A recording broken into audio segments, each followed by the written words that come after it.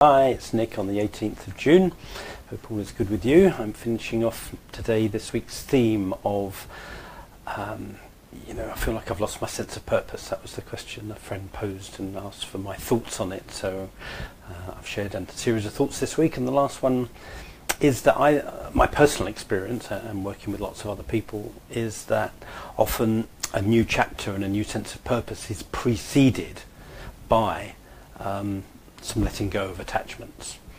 And I think there's a difference between letting go of things and letting go of attachment to things, whether those things be physical things, whether they be ideas, whether they be concepts. So we don't have to throw things away, but we do have to let go of our attachment to them. I often think, just trying to think of examples from my own life, but if we try and control the people around us because we're so attached to them, that they end up kind of disliking us for doing that. So we don't let go of the person, we just let go of the attachment to them, the way that we're holding on to them. So it's not about necessarily letting things go completely, it's about letting go of our attachment to them. I remember, and it's scary to do, I've been doing some letting go of attachments recently. It's been very painful, very difficult to do, and I was just casting my mind back to, leaving my corporate career, which is about nearly 3 decades ago now. But I remember going through such a letting go process because I was so attached to the job title.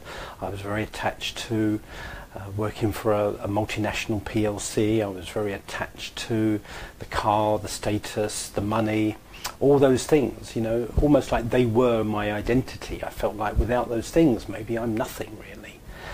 But as I let go of my attachment to those things, so many wonderful new things have come into my life. But it was needing to go through that grieving process and letting go of the attachments that opened up new sense of purpose, new possibilities. So just a few thoughts is, we can ask ourselves questions like, what inner attachments have we got to let go of? And by inner attachments, I mean beliefs, ideas, memories, hurts, loves, disappointments, successes, failures. Because all those things are wonderful, but I've noticed even when I hold on to my successes too much, I don't leave room for the next chapter of success. When I'm holding on to old hurts, when I'm holding on to old grievances, they don't make room for present love when I'm holding on to too much from the past.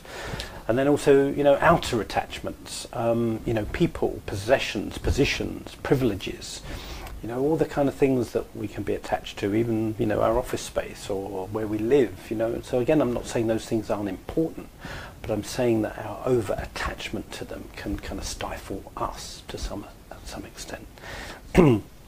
So, I like the idea that sometimes having too many attachments is like living our life with the brakes on. I've certainly experienced that. When I look underneath the surface of my life, I go, well, if I wasn't so attached to that, I think my life would go better. So for me, it is a continual learning journey of letting go of attachments and then paradoxically finding new freedom in letting go of the attachments. And whenever my purpose seems to run out, I think about, well, what am I holding on to too tightly here? If I could let go of the attachment to that, usually a new beginning is beckoning me. And I came across a lovely quote, so I'll finish off this theme this week by a quote. I had this on my computer, but I didn't realise I had it until I did a bit of research ahead of doing this little broadcast today. And it was actually from Tina Turner. It was interesting what she had to say, the entertainer, singer. She said, sometimes you've got to let everything go, purge yourself. If you are unhappy with anything, whatever is bringing you down, get rid of it. Because you'll find that when you're free, your true creativity, your true self comes out. And I like that. I'm not sure about getting rid of everything that you're unhappy with in your life. Might not be left with much in it, who knows.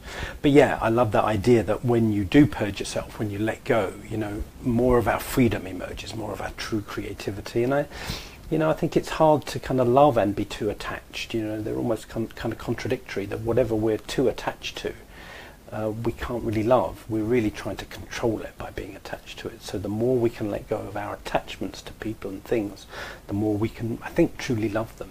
And then they have a better place in our life than if we're too attached to them. Okay, well I hope that's been helpful.